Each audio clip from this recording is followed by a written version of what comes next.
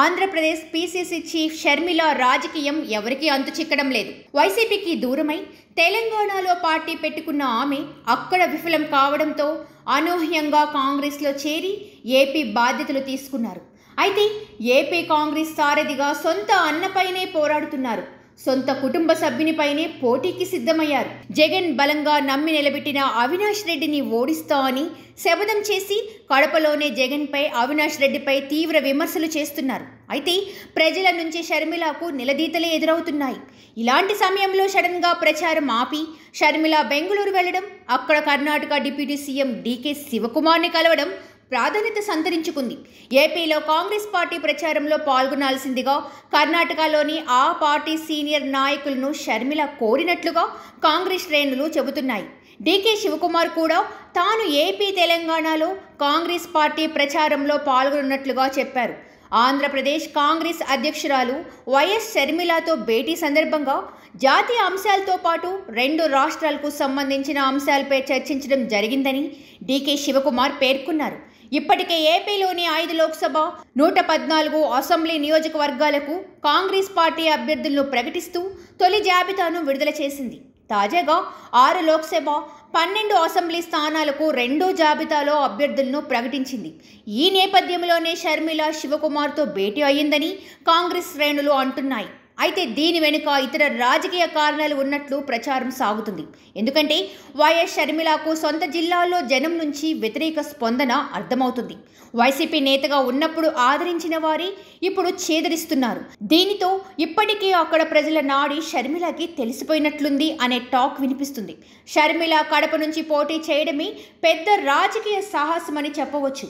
తన సోదరుడు జగన్ను ఎదిరించి అక్కడ పోటీ చేసి నిలబడడం అంటే ఆషామాషి విషయం కాదని షర్మిలకు తక్కువ సమయంలోనే తెలిసొచ్చింది.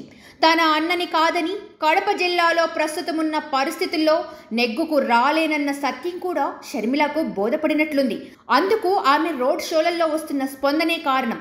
కడప జిల్లాలో జగన్కు వ్యతిరేకంగా ఎలా ఓటేస్తామంటూ నేరుగానే ప్రజలు ప్రశ్నిస్తున్నారు. తెలంగాణలో పార్టీ పెట్టి అక్కడ ఎందుకు పోటీ చేయలేదని కూడా ప్రశ్నించారు. వైఎస్ రాజశేఖర రెడ్డి పేరును ఛార్జ్ షీట్లో చేర్చిన కాంగ్రెస్లో చేరటమేంటని షర్మిల ఎదుటే మైక్ను తీసుకొని మరీ ప్రశ్నిస్తుండటంతో ఆమె అవాక్కవుతున్నారు. జగన్ను ఎదుర్కొనడం, అందులోనూ కడపలో సాధ్యం కాదని షర్మిలకు తత్వం బోధపడినట్లుంది. ఆమె తన చెల్లెలు వైఎస్ వివేకానందరెడ్డి కుమార్తె సునీతతో కలిసి ప్రచారం చేస్తున్నప్పటికీ పెద్దగా రెస్పాన్స్ రాకపోవడాన్ని గమనించిన షర్మిల వెనక్కు తగ్గారని అంటున్నారు.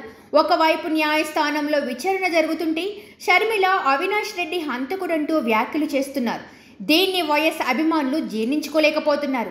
ఈ నేపథ్యంలోనే షర్మిల ఎదుట జై జగన్ అంటూ జనం నినదిస్తున్నారు. దీంతో షర్మిల దమ్ము ఉంటే తన వద్దకు వచ్చి మాట్లాడాలని షర్మిల సవాల్ విసిరారు. దీంతో సదరు వ్యక్తి షర్మిల దగ్గరికే వెళ్లి మాట్లాడారు. వైఎస్ఆర్ బిడ్డగా, జగన్ చెల్లిగా షర్మిలను ఇప్పటికీ కడప అభిమానిస్తారు. అంతే తప్ప ఇతరులెవరైనా ఇలా నోరు పారేసుకుంటే చూస్తూ ఊరుకునేవాళ్ళు కాదని, జగన్ను పైకి ఎంత విమర్శించినా ఆమె ధైర్యం కూడా అతని చెల్లెలు కావడంతో ఎవరూ ఏమీ అనరనే వ్యాఖ్యలు వినిపిస్తున్నాయి. అయితే రానున్న రోజుల్లో ఆమెను అడుగడుగునా నిలదీసే అవకాశాలే ఎక్కువ ఉన్నాయని, మహిళలు కూడా ఆమెను నిలదీస్తారని చర్చ జరుగుతుంది. రాజకీయంగా అవినాష్ రెడ్డిపై ఎన్ని విమర్శలు చేసినా అభ్యంతరం చెప్పకపోవచ్చు. కానీ వ్యక్తిగత ఆరోపణలు చేయడం, జగన్ని కూడా విమర్శించడంతో ఆమెపై కడప ప్రజలు ఆగ్రహంగా ఉన్నారు. రాజన్న బిడ్డనంటూ చంద్రన్నకు రాజకీయ ప్రయోజనాలు కలిగించాలని అనుకుంటే ఇక్కడ ఎవరూ ఆదరించరని కడప ప్రజలు అంటున్నారు. ఎన్నికల కోసం మాత్రమే వచ్చిన షర్మిల కడప పౌరుషాన్ని తనకు అన్వయించుకుంటుంటే, దమ్ము ధైర్యం ఉంటే మాట్లాడాలని సవాల్ విసురుతుంటే అందుకు దీటుగానే అక్కడి ప్రజలు బదిలిస్తున్నారు.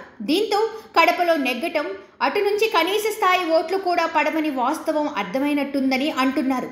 ఈ క్రమంలోనే డీకేతో భేటీ అయ్యి కడప జిల్లా మాత్రమే కాదు, ఏపీలో జరుగుతున్న పరిణామాలపై చర్చించినట్లు తెలుస్తుంది. తన రాజకీయ భవిష్యత్తుపై ఆమె డీకేతో చర్చించినట్లు టాక్ వినిపిస్తుంది. అటు కేంద్రంలో కాంగ్రెస్ అధికారంలోకి రాగా ఇటు ఏపీలోనూ రాదని తెలిసి తాను చేస్తున్న ఈ పోరాటానికి పార్టీ నుంచి తనకు లభించే మద్దతు, అవకాశాలపై కూడా ఆమె డీకే శివకుమార్తో చర్చించినట్లు చెబుతున్నారు. తనకు కర్ణాటక నుంచి రాజ్యసభకు పంపుతారని హామీ ఇచ్చి ఏపీ కాంగ్రెస్ చీఫ్గా చేశారని, దానికి కూడా తాను కట్టుబడి ఉండి పార్టీ కోసం శ్రమిస్తున్నానని, అందుకు తనకు రాజకీయంగా లభించే లాభం ఏమిటన్న విషయం కూడా డీకేతో జరిపిన చర్చల సందర్భంగా ప్రస్తావనకు వచ్చినట్లు తెలిసింది.